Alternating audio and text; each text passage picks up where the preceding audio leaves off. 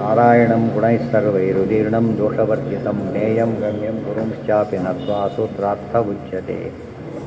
ಓಂ ಅಥಾಸೋ ಬ್ರಹ್ಮ ಜಿಜ್ಞಾಸ. ಓಂ ಯಾವುದಾಯ್ತು? ಹಾಂ,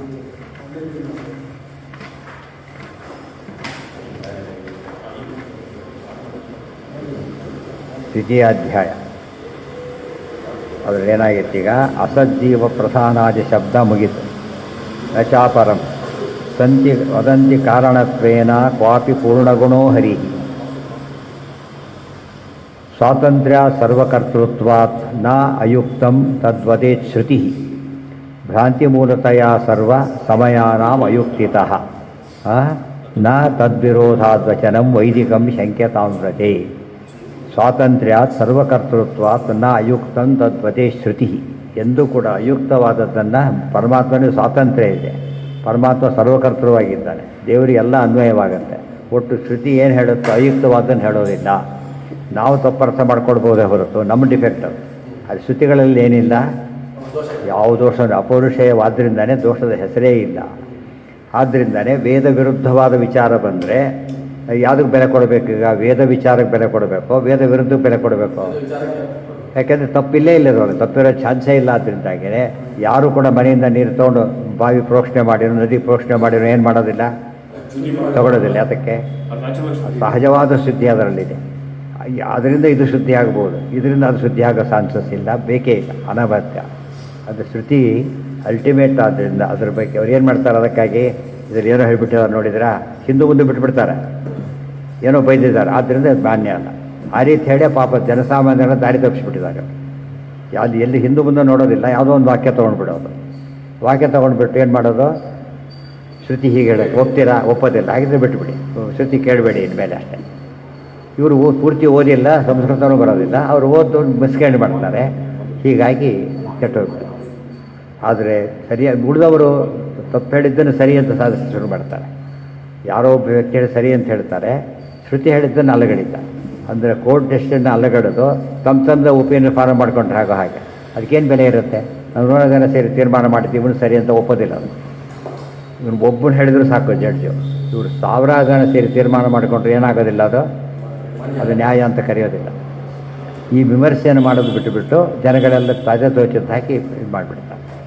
ಭ್ರಾಂತಿ ಮೂಲತೆಯ ಸರ್ವ ಸಮಯಾನಾಂ ಅಯುಕ್ತಿತಃ. ಮತ್ತು ತಪ್ಪು ಕಲ್ಪನೆ ಹೇಗೆ ಮತಗಳು ಹೇಗೆ ಬರುತ್ತೆ ತಪ್ಪು ಮೂಲಕ ಅಂದರೆ, ಒಂದು ಭ್ರಾಂತಿ ಮೂಲ. ಅವರಿಗೆ ಗೊತ್ತಿಲ್ಲ, ತಪ್ಪು ತಿಳ್ಕೊಂಬಿಟ್ಟಿದ್ದಾರೆ. ತಪ್ಪು ತಿಳ್ಕೊಂಡಿದ್ದೇ ಹೇಳ್ತಾರೆ, ಎಷ್ಟೋ ಸರ್ತಿ ಆಗುತ್ತೆ, ತಪ್ಪು ತಿಳ್ಕೊಂಡೇ ಹೇಳಿಬಿಡ್ತಾರೆ. ಇದು ಭ್ರಾಂತಿ. ಅಂದರೆ ಅವನು ವೈಯಕ್ತಿಕವಾಗಿರ್ತಕ್ಕ ದೊಡ್ಡ ದೋಷ ಅದು. ಎರಡನೇದು ಸರ್ವ ಸಮಯಾನಾಂ ಅಯುಕ್ತಿತಃ. ಇನ್ನು ಕೆಲವು ಯುಕ್ತಿಗೆ ಮಾಡ್ಲಿಕ್ಕೆ ಹೊರಡ್ತಾರೆ, ಯುಕ್ತಿಯಿಂದ ಮಾಡೋ ವಿಚಾರಗಳಲ್ಲವು ತೀರ್ಮಾನ. ಅದು ಮಾಡಿದ್ದಕ್ಕೆ ರಾಂಗ್ ಆನ್ಸರ್ ಬರುತ್ತೆ. ಇನ್ನೊಂದು ನಾ ತದ್ವಿರೋ. ಆದ್ದರಿಂದ ಭ್ರಾಂತಿ ಮೂಲವಾದ ಮತಗಳು ಏನೋ ಹೇಳುತ್ತೆ ಅಂಥೇಳಿ, ಯುಕ್ತಿ ವಿರುದ್ಧವಾದ ಮತ ಏನೋ ಹೇಳುತ್ತೆ ಅಂಥೇಳಿ ವೇದದ ಮತವನ್ನು ಬಿಡ್ಲಿಕ್ಕೆ ಹೋಗಬೇಡಿ. ವೇದದ ಮತ ಸರಿಯಾಗಿದೆ ಅಂತ ಹೇಳೋದೇ ಸಮಯಪಾದದ ಸಂದೇಶ. ಸಮಯಪಾದದ ದೊಡ್ಡ ಸಂದೇಶ ಏನು ಅಂದರೆ, ಯಾರೋ ಹೇಳಿದ ಮತಕ್ಕೆ ಅಷ್ಟು ಮಹತ್ವ ಬರ್ಲಿಕ್ಕೆ ಸಾಧ್ಯ ಇಲ್ಲ. ಇದು ಎಂಥದ್ದಿದು? ಇವತ್ತು ಮನುಷ್ಯ ನೀರನ್ನು, ಕೊಟ್ಟ ನೀರನ್ನು ವ್ಯವಸ್ಥೆ ಮಾಡೋದೇ ಕಷ್ಟ. ಇನ್ನು ನೀರು ಕ್ರಿಯೇಟ್ ಮಾಡ್ಕೊಳ್ಳೋಕ್ಕಾಗತ್ತಾ? ಗೊತ್ತಾಯ್ತಾ? ಆದ್ದರಿಂದ ಇವತ್ತು ಒಂದು ಗಂಟೆ ಮಳೆ ಬಂದು ಎಷ್ಟೆಷ್ಟು ಅನಾಹುತ ಆಗಿಬಿಡ್ಬೋದು. ಅಷ್ಟು ಅನಾಹುತ ಬರೀ ಪೈಪ್ ಲೈನ್ ಬಿಡ್ಲಕ್ಕೆ ಸಾಧ್ಯನೇ.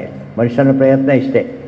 ಕೊಟ್ಟ ನೀರನ್ನು ಉಪಯೋಗಿಸ್ಬೋದು, ಡೆಲಿವರ್ ಮಾಡೋ ವ್ಯವಸ್ಥೆ ಮಾಡ್ಬೋದೇ ಹೊರತು ಸೃಷ್ಟಿ ಮಾಡೋದು ಸಾಧ್ಯ ಇಲ್ಲ. ಸೃಷ್ಟಿ ಮಾಡೋದು ಫಾರ್ಮುಲಾ ಇರ್ಬೋದು, ಆ ಸೃಷ್ಟಿ ಎಷ್ಟು ದುಡ್ಡು ಕೊಡ್ತಾರೆ ಅದಕ್ಕೀಗ? ಬರೀ ಇದಕ್ಕೇ ಎಷ್ಟು ವಾಟರ್ ಬಿಲ್ ಅಷ್ಟು ಬರ್ತಿರುತ್ತೆ.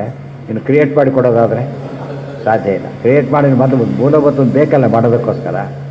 ಆ ಅರ್ಥದಲ್ಲಿ ಅವ್ರ ಮಾತನ್ನು ಕೇಳೋದಕ್ಕೆ ಹೋಗಬೇಕಾಗಿಲ್ಲ. ಇವತ್ತು ನಮ್ಮ ಜನಕ್ಕೆ ಯಾರ ಮಾತು ಕೇಳಬೇಕು, ಯಾರು ಆ ಕಾನ್ಸೆಪ್ಟ್ ಕೂಡ ಇಲ್ಲ. ಅವ್ರ ಉತ್ತರ ಇಷ್ಟೇ, ಅಷ್ಟು ಜನ ಫಾಲೋ ಮಾಡ್ತಾರೆ, ಅವ್ರು ಯಾಕೆ ತಪ್ಪು ಹೇಳ್ತಾರೆ, ಈ ಥರ ವಾದ ಶುರು ಮಾಡಿಬಿಡ್ತಾರೆ. ಈ ವಾದ ಶಾಸ್ತ್ರದಲ್ಲಿ ನಾಟ್ ಅಲೋಡ್. ಗೊತ್ತಾಯ್ತಾ? ಈ ಮೆಜಾರಿಟಿಯಿಂದ ತೀರ್ಮಾನ ಮಾಡೋಕ್ಕೆ ಬರೋದಿಲ್ಲ ತತ್ವನ. ಒಬ್ಬನೇ ಹೇಳಿದ್ರು ಸರಿಯಾಗಿ ಹೇಳಿದ್ರೆ ನಾವೇ ಸರಿ, ಕೋರ್ಟ್ ಜನ ಹೇಳಿದ್ರು ತಪ್ಪೇ.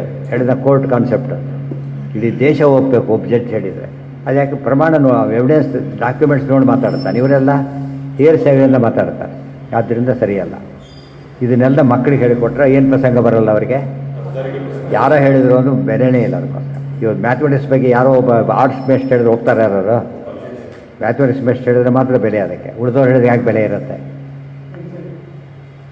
ಸೋ ಅನುತ್ಪತ್ತಿಲಯ ಜೀವ ತದ್ವಚಗ ಸದಾ ತದಾಭಾಸೋ ಹರಿಸ್ಸಾಕ್ ಸರ್ವರೂಪೇಷ್ವಪಿ ಸಮಸ್ತದಾ ಆಕಾಶಾದಿ ಸಮಸ್ತಂಚ. ಇದು ಮುಂದಿನ ಎರಡನೇ ಪಾದ. ಇದು ಎರಡನೇ ಅಧ್ಯಾಯ ಎರಡನೇ ಪಾದ. ಏನಂತ ಬಂದರೆ ನವ್ಯದ ಶ್ರುತೇ, ಅಲ್ಲಿಂದ ಶುರುವಾಗ ಏತೇನ ಮಾತರಿಶ್ವ ವ್ಯಾಖ್ಯಾತಃ ಅದನ್ನು ಹೇಳೋದಕ್ಕೆ ಹೊರಟು ಆಕಾಶಾದಿ ಸಮಸ್ತಂಚ ತಜ್ಜಂ ತೇನೈವ ಲೀಯತೆ. ಒಂದು ಪ್ರಶ್ನೆ ಹಾಕ್ಕೊಟ್ರು, ಆಕಾಶ ಅಂಬೋದು ಸೃಷ್ಟಿ ಮಾಡಿಲ್ಲ ಯಾರು ಅಂತ ಹೇಳ್ತೀನಿ. ಅಂದಮೇಲೆ ದೇವರು ಸರ್ವಸೃಷ್ಟಿಕರ್ತ ಹೇಗಾಗ್ತಾನೆ? ಸರ್ವಸೃಷ್ಟಿಕರ್ತ ಜೀವನನ್ನು ಪರಮಾತ್ಮ ಸೃಷ್ಟಿ ಮಾಡಿಲ್ಲ ಅಂದಮೇಲೆ ಸರ್ವಕರ್ತ ಹೇಗಾಗ್ತಾನೆ ಅಂತ ಕೆಲವರು ಪ್ರಶ್ನೆ ಇದೆ. ಅದಕ್ಕೆ ಉತ್ತರ ಕೊಡ್ತಾರೆ. ಸೃಷ್ಟಿ ಅಂದರೆ ಎಲ್ಲ ರೀತಿಯೂ ಆಗಬೇಕಾಗಿಲ್ಲ. ಮತ್ತು ಅಪಾಯಿಂಟ್ ಮಾಡೋನು ಪಾಸ್ ಆಗ್ತಾನೆ, ಅವನಿಗೆ ಅಪ್ಪ ಏನೋ ಅಲ್ಲ, ಅವನು ಪಾಸ್ ಆಗ್ತಾನೆ. ಯಾಕೆ ಸೃಷ್ಟಿ ಆಗ್ಬಿಟ್ಟು ನಿಯಮನ ಮಾಡೋಕ್ಕೆ ಕೊಟ್ಟ ತಕ್ಷಣ ಒಂದು ಬಸ್ಸಲ್ಲಿ ಕಂಡಕ್ಟರ್ ಇದ್ದರೆ ಅವನಿದ್ದಾನೆ, ಟಿಕೆಟ್ ಅವ್ರಿಗೆ ಆ ಹಕ್ಕಿದೆ. ಈಗ ಅವನು ಮನುಷ್ಯನೇ ಇರಬಹುದು, ನಮ್ಮಂತೆ ಇರಬಹುದು, ಇಷ್ಟಾರು ಅಪಾಯಿಂಟೆಡ್ ಫಾರ್ ದ ಪರ್ಪಸ್. ಆದ್ದರಿಂದ ಬೆಲೆ ಆ ಅರ್ಥದಲ್ಲಿ ತಿಳ್ಕೊಂಡಾಗ ಪ್ರತಿಯೊಂದು ಪದಾರ್ಥವು ಕೂಡ ಒಂದಲ್ಲ ಒಂದು ರೀತಿಯ ಹುಟ್ಟಿದೆ, ಒಂದಲ್ಲ ಒಂದು ರೀತಿ ಹುಟ್ಟಿದೆ. ಹುಟ್ಟು 4 ವಿಧ. ನಾವು ತಿಳ್ಕೊಂಡ್ರೆ ಹುಟ್ಟು ಅಂದರೆ ಏನು? ಜಡದ ಹುಟ್ಟು ಒಂದು, ಚೇತನದ ಹುಟ್ಟೋದು.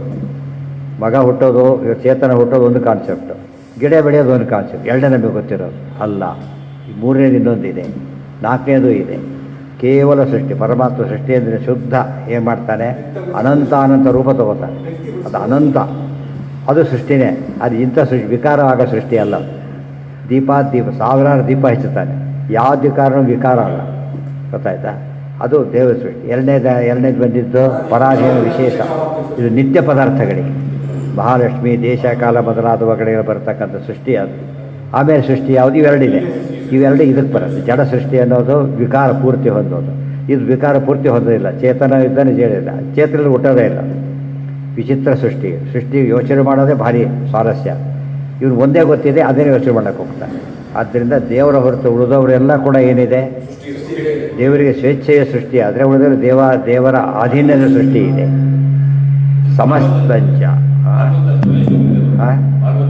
ಹೌದು, ಎಲ್ಲದರಲ್ಲೂ ತರಲೇಬೇಕು. ಜನ್ಮಾದ್ಯಸ್ಯ ತಾನೇ ಬರೋದು. ಹಾಗೆ ಸಂಕೇತ. ಆದ್ದರಿಂದನೇ ತಜ್ಜಂ ಆಯಿತು. ಸೃಷ್ಟಿಕರ್ತ ಲಯ ಮಾಡ್ತಾನ, ತೇನೈವ ಲೀಯತೆ, ಲಯನೂ ಮಾಡ್ತಾನೆ.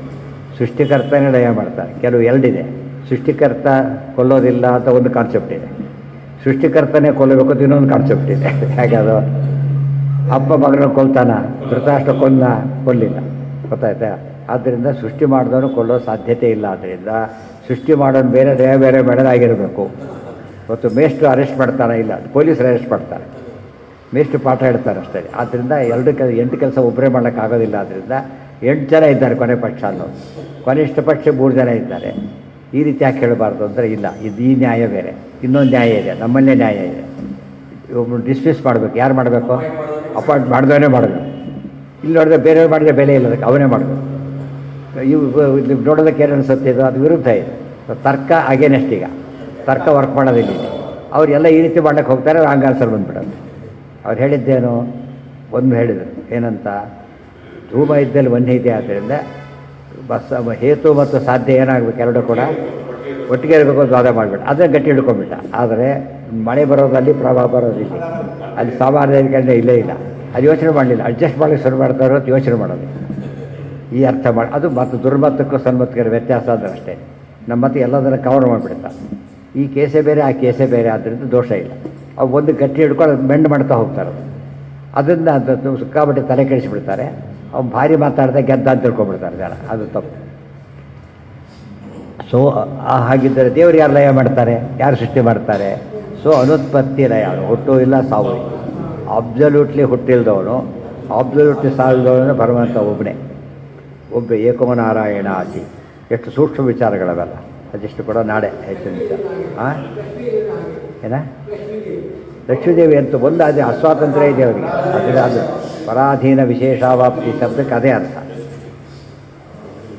ಎಷ್ಟೋ ಸತ್ತು ಹೇಳ್ತಾರೆ, ನಾವು ಕೆಲಸ ಮಾಡ್ತಿದ್ದೋ, ಆಫೀಸ್ಗೆ ಹೋಗ್ಬೇಕು, ನಾಳೆ ಹೋಗೋದಿಲ್ಲ ಅಂದರೆ ಬೇರೆ ಕೆಲಸಕ್ಕೆ ಹೋಗಿ ಬೇರೆ ಆಫೀಸ್ಗೆ. ಈಗ ಇದಕ್ಕೆ ಅಧೀನ, ಇನ್ನೂ ಪರರಿಗೆ ಅಧೀನ ಆಗಿಬಿಟ್ಟ. ಇವ್ರಿಗೆ ಅಧೀನ ಆಗೋದೆ. ಬೇರೆ ದೇಶಕ್ಕೆ ಹೋದ, ಅಲ್ಲಿ ರೆಸಿಡೆಂಟ್ ಆಗಿಬಿಟ್ಟ. ಇವು ದೇಶದ ಕಾನೂನು ಅಪ್ಲೈ ಆಗೋಲ್ಲ, ಮುಗಿದೋಗಿ ಅವ್ರಿಗೆ ಅಪ್ಲೈ ಆಗಲ್ಲ. ಎಷ್ಟೋ ಕಳ್ಳರು ಹಿಡಿಬೇಕಾದ್ರೆ ಪರ್ಮಿಷನ್ ಬೇಕು ಅವರಿಗೆ. ಆ ದೇಶದ ಕಳ್ಳನ್ನು ಇವರು ಹಿಡಿಯಾಗಿಲ್ಲ, ಅವ್ರ ಪರ್ಮಿಷನ್ ಬೇಕು. ಅದಕ್ಕೆ ವೀರಪ್ಪ ಇಲ್ಲಿಂದ ಅಲ್ಲಿ ಓಡಾಡ್ತಿದ್ದವರು. ತಮಿಳ್ನಾಡು, ಕರ್ನಾಟಕ, ತಮಿಳ್ನಾಡು. ಅದಕ್ಕೆ ಕೆಲವೊಂದು ಪರ್ಮಿಷನ್ ಮಾಡೋಕ್ಕೆ ಬರೋಲ್ಲ ಅಂತ.